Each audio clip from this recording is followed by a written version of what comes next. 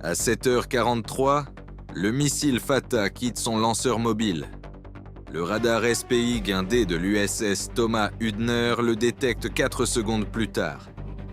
Non pas parce que 4 secondes représentent une performance exceptionnelle, même si c'est le cas, mais parce que ce que le radar affiche aux opérateurs dans le centre d'information de combat est quelque chose qu'aucun d'eux n'a jamais vu sur un écran en conditions réelles, en dehors des simulations d'entraînement. Le contact accélère au-delà de Mach 5 et continue de grimper. Il ne suit pas une trajectoire balistique standard.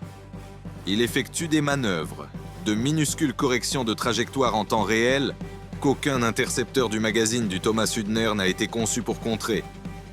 L'officier d'action tactique, le lieutenant-commandeur James Okafor, fixe le tracé exactement une seconde avant de comprendre ce qu'il a devant lui. L'Iran vient de tirer un Fatah.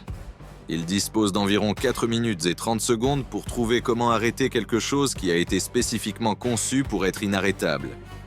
Le Fatah est le premier véritable missile hypersonique de l'Iran. Il atteint Mach 13 dans sa phase terminale, 13 fois la vitesse du son, soit environ 4400 mètres par seconde. À cette vitesse, la physique de l'interception devient impitoyable. Un intercepteur SM-6 doit se placer exactement à l'endroit où se trouvera la cible au moment précis de la détonation. Face à un missile subsonique ou même supersonique, c'est un problème résolu.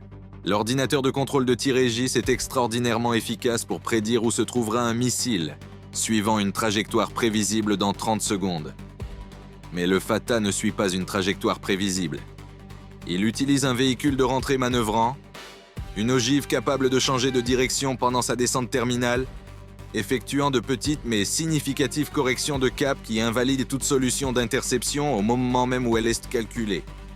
Au moment où un SM-6 atteint le point dans l'espace où le Fatah était censé se trouver, le Fatah est ailleurs. C'est comme essayer d'attraper une balle qui peut esquiver. À 7h44, le lieutenant-commandé Okafor ordonne le tir libre et le système Aegis commence à construire une solution d'interception. 2 missiles S-M6 sont lancés depuis les cellules de lancement vertical avant à 7h44 et 22 secondes. L'ordinateur de contrôle de tir a calculé le point terminal projeté du Fatah en fonction de sa trajectoire actuelle et a assigné les SM6 en conséquence. À 7h45 et 41 secondes, le premier SM6 atteint son point d'interception. Le Fatah n'y est pas. Il a effectué une correction de cap d'1,8 degré. Un changement invisible à l'œil nu, à peine significatif dans tout autre contexte.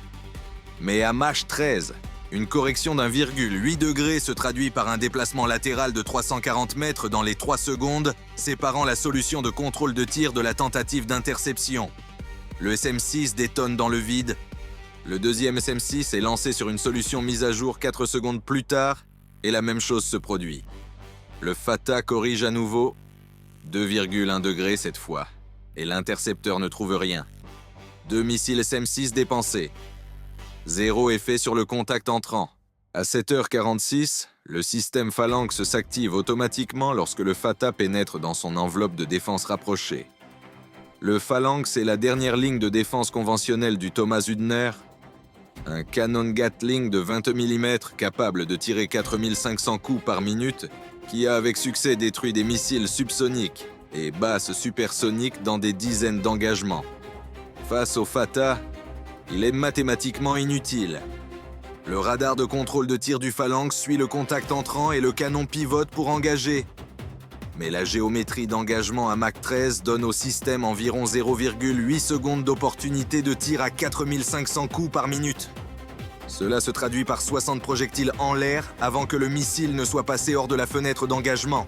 La probabilité que ces 60 projectiles touchent une cible manœuvrante à vitesse hypersonique est calculée par le propre ordinateur de contrôle de tir du système à 3,2%.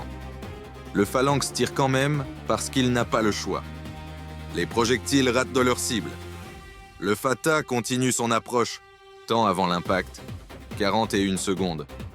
Le lieutenant-commandeur Okafor est un officier de marine de 3e génération dont le grand-père a servi sur des destroyers pendant la guerre du Golfe et dont le père a commandé une frégate dans le Pacifique.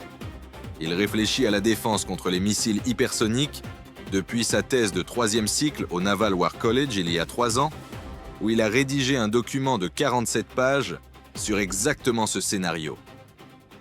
Un véhicule de rentrée hypersonique manœuvrant défaisant une défense en couche conventionnelle, et la solution théorique qu'il a proposée dans ce document est la seule option qui lui reste dans les 41 secondes restantes. Il active l'interphone vers l'officier de contrôle des canons du navire. Toute vitesse avant, contrôle des canons. J'ai besoin d'explosions de proximité aérienne dans un couloir cap 031. Altitude 240 mètres, tir continu, cadence maximale, exécution immédiate. L'ordre n'a aucun sens conventionnel. Le canon naval, Mark 45 du Thomas Hübner, est une arme d'engagement de surface. Il est conçu pour frapper des navires et des cibles terrestres, pas pour abattre des missiles. Mais Okafor n'essaie pas d'abattre le Fatah. Il essaie de faire quelque chose qui n'a jamais été tenté opérationnellement dans l'histoire de la guerre navale. Il essaie de construire un mur. Un projectile de 5 pouces à fusée de proximité n'a pas besoin de toucher directement sa cible. Il détonne lorsque sa fusée détecte un objet solide dans le rayon de fragmentation létale, environ 15 mètres. Et lorsqu'il détonne, il envoie des milliers de fragments d'acier à haute vélocité se propageant dans toutes les directions à des vitesses dépassant 1500 mètres par seconde. Une seule détonation de proximité crée une sphère de fragmentation d'environ 30 mètres de diamètre qui existe pendant une fraction de seconde avant que les fragments ne se dispersent. Une seule détonation ne suffit pas à arrêter un missile hypersonique, mais le Mark 45 peut tirer 20 coups bas par minute en mode tir soutenu. Et si ces projectiles sont correctement minutés et amorcés, chacun détonnant à l'altitude et au cap précis où le Fatah doit passer, il ne crée pas une sphère de fragmentation unique. Il crée un couloir, une colonne d'événements de fragmentation superposée à travers lequel le Fatah doit voler. L'équipe de contrôle des canons du Thomas Hübner s'est entraînée sur le Mark 45 pour un total cumulé de 47 ans. Le maître canonnier, le premier maître Marcus Webb, règle les paramètres de fusée en 11 secondes et le canon commence à tirer à 7 heures, 46 et 31 secondes. 20 coups par minute. Fusée de proximité. Cap 03, 1, altitude 240 mètres, 10 secondes de tir continu. 200 projectiles en l'air, minutés et amorcés, remplissant un couloir de 40 mètres de large et 200 mètres de long, directement dans la trajectoire d'un missile voyageant à 4400 mètres par seconde. Le Fatah entre dans le couloir à 7h46 et 44 secondes. À Mach 13, il traverse 200 mètres en environ 0,045 secondes. Dans ce 0,045 secondes, il passe à travers 17 événements de fragmentation superposés. Les 6 premières détonations produisent des fragments qui ratent complètement la cellule. Le Fatah est petit et les sphères de fragmentation ne sont pas parfaitement centrées. La 7e détonation place une grappe de 8 fragments dans le rayon létal de l'ensemble gouvernail de guidage gauche du missile. 4 fragments pénètrent le boîtier du gouvernail à des vitesses dépassant 800 mètres par seconde. Le gouvernail lui-même n'est pas détruit. Il est endommagé. 2 de ces 4 surfaces de contrôle sont déchirées et l'actionneur contrôlant la 3e est sectionné. Le système de guidage du Fatah détecte immédiatement la réponse de contrôle asymétrique et tente de compenser, commandant aux surfaces de contrôle restantes de corriger. Mais les surfaces restantes ne peuvent pas générer suffisamment de force pour surmonter le déséquilibre aérodynamique créé par l'ensemble détruit à Mach 13. Le missile commence à lacérer, lentement d'abord, puis de plus en plus vite. La lacération devient une vrille, tandis que les forces aérodynamiques submergent la capacité du système de guidage à maintenir un vol stable. À 7h46 et 52 secondes, le Fatah percute la surface du golfe Arabique à un angle de 67 degrés, 194 mètres, au large du flanc bâbord du Thomas Hübner. L'ogive détonne à l'impact avec l'eau. L'explosion projette une colonne d'eau de 60 mètres dans les airs, et l'onde de pression secoue le Thomas Hübner assez violemment pour projeter 2 membres d'équipage au sol dans le couloir, à l'extérieur du centre d'information de combat. Toutes les fenêtres de l'aile bâbord de la passerelle se brisent sous la surpression. Un incendie éclate dans un compartiment de stockage du côté bâbord, déclenché par un fragment ayant parcouru 194 mètres dans l'air après la détonation de l'ogive. et ayant pénétré la coque au-dessus de la ligne de flottaison. L'incendie est maîtrisé en 4 minutes et 17 secondes. Aucun membre d'équipage n'est tué. 3 sont traités pour des lacérations causées par du verre brisé. Le Thomas Hübner est opérationnel. Dans le centre d'information de combat, le lieutenant-commandant Rocafort ne célèbre pas. Il prend le circuit vers le commandant et fait son rapport en 11 mots. Menace neutralisée, incendie bâbord sous contrôle, 3 blessés non critiques. Puis, il se tourne vers son officier de guerre électronique et pose la seule question qui importe désormais. D'où venait-il ? La signature de lancement du Fatah avait été capturée par les capteurs passifs du Thomas Hübner au moment même où le missile avait quitté son lanceur. Le lanceur mobile avait été positionné sur un promontoire côtier sur le continent iranien, surplombant le golfe Persique. Une position de tir en hauteur choisie pour maximiser la portée de visée du Fatah sur les cibles dans le golfe en contrebas. Les lanceurs mobiles se déplacent après le tir. C'est leur principal avantage défensif. Tirer et se repositionner avant que l'ennemi ne puisse réagir. L'équipage des gardiens de la Révolution s'était entraîné précisément pour cela et avait commencé à bouger au moment même où le missile était lancé. Ils disposaient d'un itinéraire de repositionnement planifié et d'une position secondaire à 6 km. Ils avaient d'eau et 47 secondes d'avance avant que le Thomas Hübner ne commence à construire sa solution de réponse. 47 secondes ne suffisent pas. Le système de contrôle de tir du Thomas Hübner avait suivi le point de lancement en continu depuis 7h43. À 7h47, alors que le lanceur était encore en transit sur une route côtière se dirigeant vers sa position secondaire, la solution de ciblage était complète. 2 missiles de croisière BGM-109 Tomahawk sont lancés depuis les cellules de lancement vertical du Thomas Hübner à 7h49.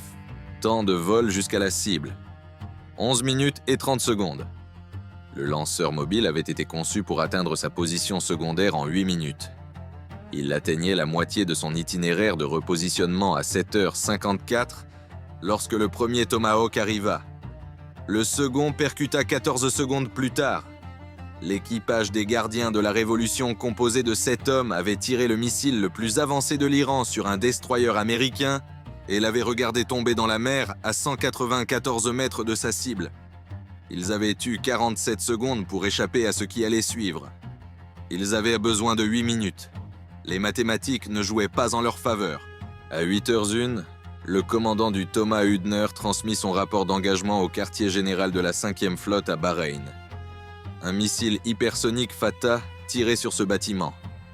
Menace neutralisée par couloir de tir de proximité au Mark 45. Dégâts mineurs. 3 blessés non critiques. Position de lancement traitée.